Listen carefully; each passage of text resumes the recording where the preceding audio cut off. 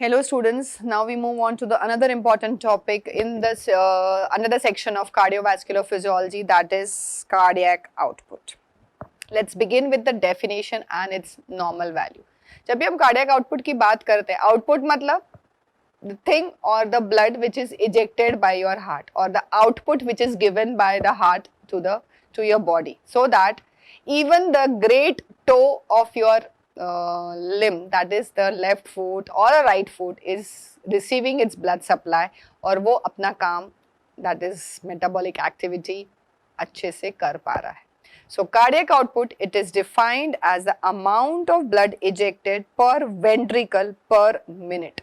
So हमारा heart कितना blood pump कर रहा है with reference to both the ventricles, and it is every minute. That is your cardiac output. It is very well given by the formula stroke volume into heart rate. और अगर हम इसमें values अगर डालें तो हमको normal जो value आती है cardiac output की, it is just 5 to 5.6 liters per minute.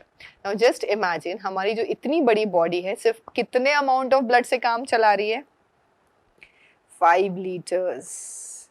अगर आपने मिल्क के पैकेट 1 लीटर के या जो ऑयल कंटेनर्स होते हैं 5 लीटर्स के, उसको देखा होगा तो बस उतना ही ब्लड है हमारी बॉडी में, and body is still functioning it's to it's maximum efficiency just because of your heart, क्योंकि वो नॉर्मल अच्छे से पंप कर रहा है.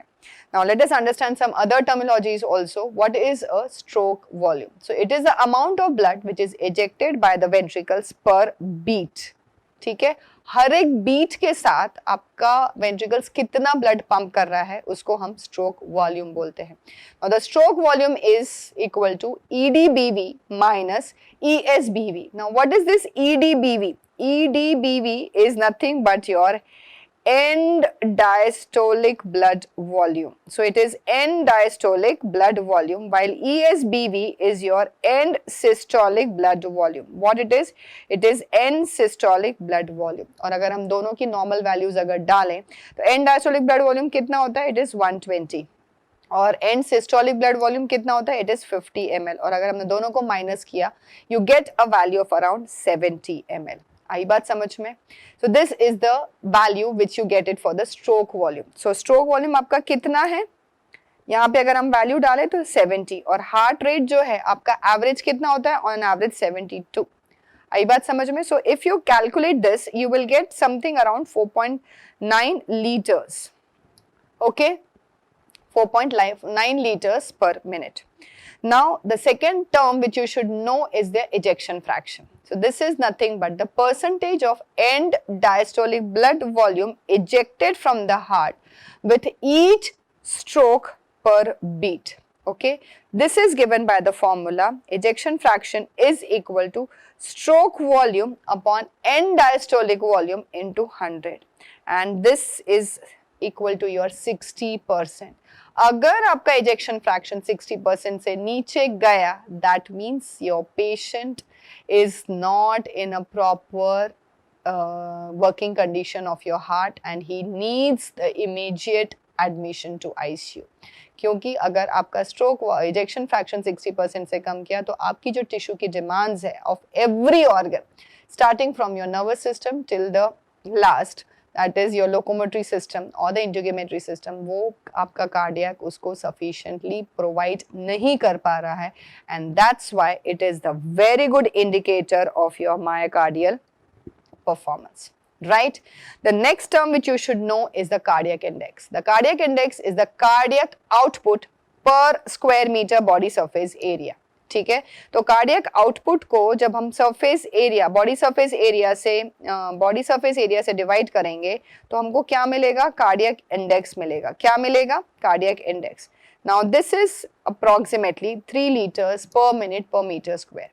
जो कार्डियक इंडेक्स होता है वो बच्चों में ज्यादा होता है क्योंकि उसमें सरफेस एरिया ज्यादा होता है, तो सॉरी उनमें सरफेस एरिया ज्यादा होता है, तो because of now the cardiac index it rises rapidly to more than 4 liters per minute per meter square at the age of 10 years. ठीक है, तो बच्चों में say it goes on increasing up to the age of 10 years, while it declines to 2.4 liters per minute per meter square at the age of 80. क्योंकि हमारा जो ये होता है this The next term is your cardiac reserve. Now, what is a cardiac reserve? It is the amount of blood which is pumped by each ventricle in excess of your normal cardiac output.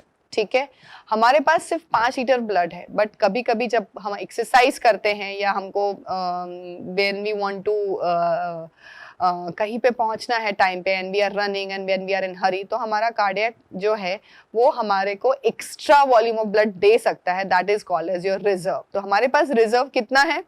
हम normal person से, that is non athlete, that is 15 to 25 liters per minute, while in athletes it is 20 to 40 liters per minute. Now we move on to the next terms, that is your cardiac index. Now what is cardiac index? Cardiac index is nothing but the cardiac output per square meter body surface area. तो जब हम cardiac output को body surface area से divide करेंगे तो हमको क्या मिलेगा? Cardiac index.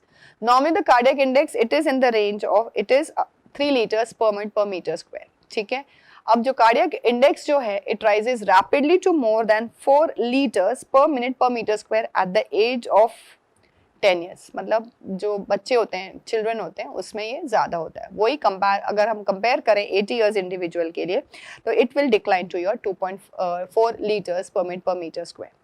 The next term is your cardiac reserve. Reserve मतलब कुछ हम जो स्टोर करके रखते हैं. So it is nothing but the amount of blood which is pumped by each ventricle in excess of normal cardiac output.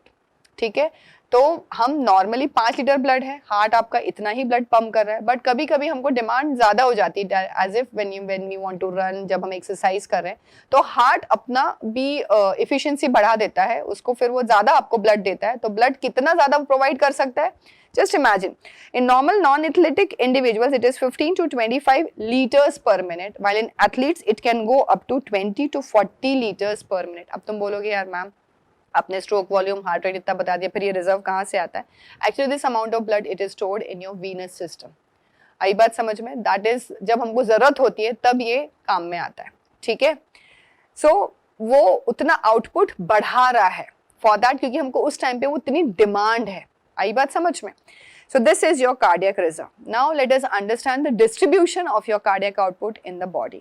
मतलब हर एक organ को कितना कितना ब्लड चाहिए, उतना वो अपना अपना शेयर ले लेता है. सबसे ज़्यादा जो है वो लिवर का है, क्योंकि वो आपकी पूरी मेटाबॉलिक एक्टिविटीज़ लिवर पे होती है, which is around 30%. Kidneys is 26%, 18% is your skeletal muscle, 16% is your brain. Now skin, bone and GIT it is just 6%, और हार्ट जो है it is 4%. So these are the different shares. हर एक organ का अपना अपना एक share है, जिसमें सबसे ज़्यादा is by liver. Okay? Then let us see the variations of cardiac output. Now the variations can be both physiological as well as pathological. Now first let us see the physiological variations. जो physiological conditions है जो आपके cardiac output को affect करती है. तो जो the factors which are increasing your cardiac output, सबसे पहला it is age. जो कार्डियक आउटपुट है वो एल्डरली, मतलब जो थोड़े से ओल्ड एज पर्सन्स है, उसमें कम होता है because of the decrease in heart rate as well as your stroke volume. दोनों चीज़ें उनमें कम हो जाती है, इसीलिए उनका कार्डियक आउटपुट भी कम हो जाता है. वही if you compare with the children, it is also less. क्यों? क्योंकि उनका स्ट्रोक वॉल्यूम उतना नहीं होता है. ठीक है, हार्ट रेट ज़्यादा है, बट वो स्ट्रोक वॉल्यूम इतना कम है कि वो in all total cardiac output को कम होता है. ठीक है, while there is increase in the cardiac output, अगर आपका cardiac index कम हो जाता है because of the less body surface area.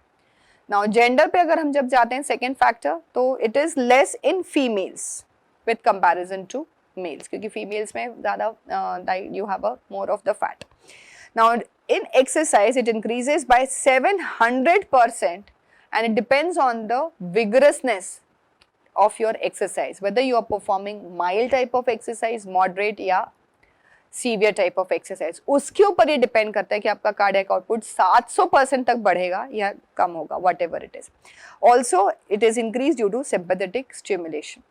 Anxiety, excitement में it increases by 50 to 100%. This very well happens during the exam vivas. जब आप बहुत nervous हो जाते हो, excitement होता है, you can hear your heartbeat. Yes, you can really hear your heartbeat. This is because of this anxiety or the excitement. या बहुत बार ऐसा होता है ना, जब results आने होते हैं तब भी आपका heart it just starts pounding. Now the variations, another जो दूसरे जो variations है, let's see that. Eating में भी it increases by 30% because of increased metabolism. Then pregnancy, it increases by 45 to 60%, but कब? During the later months of pregnancy, not in the first 6. Later months मतलब last 3 months में. It is last 3 months, that is 7th, 8th and 9th months of pregnancy में it is increase. Now this is mainly because of increase in the blood volume. ये क्यों होता है, बढ़ता क्यों है? क्योंकि प्रेग्नेंट फीमेल्स में ब्लड वॉल्यूम बढ़ जाता है, इसलिए स्ट्रोक वॉल्यूम बढ़ जाएगा और आपका कार्डियक आउटपुट भी बढ़ जाएगा. At high altitude cardiac output जो होता है वो इंक्रीज होता है. क्यों? क्योंकि एड्रेनालिन रिलीज होता है which is the consequence of hypoxia. High altitude में ऑक्सीजन सैचुरेशन कम हो जाएगा, हाइपोक्सिया हो जाएगा, तो hypoxia is a trigger agent for your adrenaline as well as your erythropoietin hormone. Then you have a posture change. आराम से आप लेटे हुए हो और अब आपको बैठना है या खड़े होना है, तो क्या होता है कि कार्डियक आउटपुट कम हो जाता है. क्यों? It is because of the Venus pooling. Blood कहाँ जा रहा है आपका? लोअर लिम्स में जाता है because of the effect of the gravity, जिसके वजह से आपका कार्डियक आउटपुट कम हो जाता है. बट ये जनरली इतना normally it is just in 2 to 3 what you can say minute, तो बहुत ज़्यादा बोल दिया मैंने. It is fraction of seconds में it is very big. Cardiac output आपका मेंटेन हो जाता है. Now the conditions which decrease the cardiac output, it is standing from lying down, जो मैंने तुम्हें अब भी बताया. Then is your excessive sweating, and there is one more condition जो कि आपके cardiac output को कुछ भी affect नहीं करती है, that is during sleep. जब आप रात को सोते हो, when you are taking rest, तब आपका cardiac output वैसा का वैसा ही रहता है, उसमें there is no alteration and there is no change. Now another thing, that is pathological variations or the causes of your cardiac output. ठीक है, pathological causes. Now let's see this. उसमें सबसे पहला increase in cardiac output.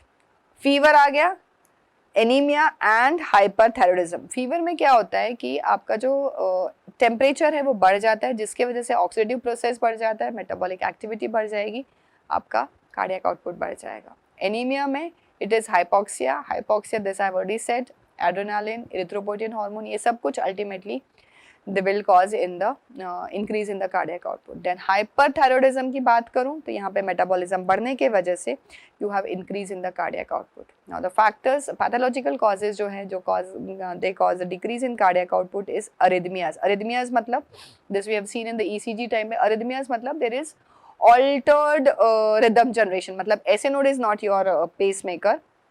ऐसे node के अलावा AV node या impulse आपकी जनरेट कर रहा है या बंडल ऑफ हिज जनरेट कर रहा है, like that. So अरिथमियाज means improper conduction and generation of your impulses, because of which incomplete feeling होती है आपके हार्ट की, तो आपका कार्डियक आउटपुट कम हो जाएगा. Now congestive cardiac failure. Congestive cardiac failure मतलब आपका हार्ट जो है वो फेलियर में जा रहा है. जब वो फेलियर में जा रहा है तो वो खुद से इतना कॉन्ट्रैक्ट नहीं कर पाता, and for that reason it is congestive cardiac failure. Then you have a cardiac shock. Shock मतलब सही वाला शॉक. ओके, हियर शॉक में हार्ट बेचारा शॉक में चला गया तो वो पंप भी नहीं कर पाता है और सर्कुलेशन को मेंटेन भी नहीं कर पाता है. Then you have a incomplete heart block. मैंने तुम्हें बताया इनकम्प्लीट हार्ट ब्लॉक मतलब जो कंडक्शन जो इम्पल्सेस हैं उसको बहुत टाइम लग रहा है ऐसे नोड से AV नोड से बंडल ऑफ हिज आने में, जिसके वजह से आपको डिफेक्टिव पंपिंग होगी तो इनएडिक्वेट फिलिंग ऑफ हार्ट होगा. इनएडिक्वेट फिलिंग होगा तो आपका कार्डियक आउटपुट नहीं हो पाएगा. Then you have the haemorrhage. Haemorrhage मतलब ब्लड लॉस हो गया. आप जा रहे हो रास्ते पे, आपका एक्सीडेंट हो गया और एक्सीडेंट हो गया तो अच्छा खासा ब्लड लॉस हो गया. आपने बहुत बार देखा होगी most of the people die on the road because of the excessive bleeding. क्यों? बेचारे हार्ट के पास ब्लड ही नहीं है पंप करने के लिए, तो वो टिश्यूज की डिमांड को कैसे सप्लाई कर पाएगा, और it won't be able to maintain the demands or the needs of the tissues, and this is because of your decreased blood flow. Then you have the hypothyroidism. Hypothyroidism मतलब आपकी metabolic activity कम हो गई है, so you won't be able to maintain the cardiac output. Okay, thank you.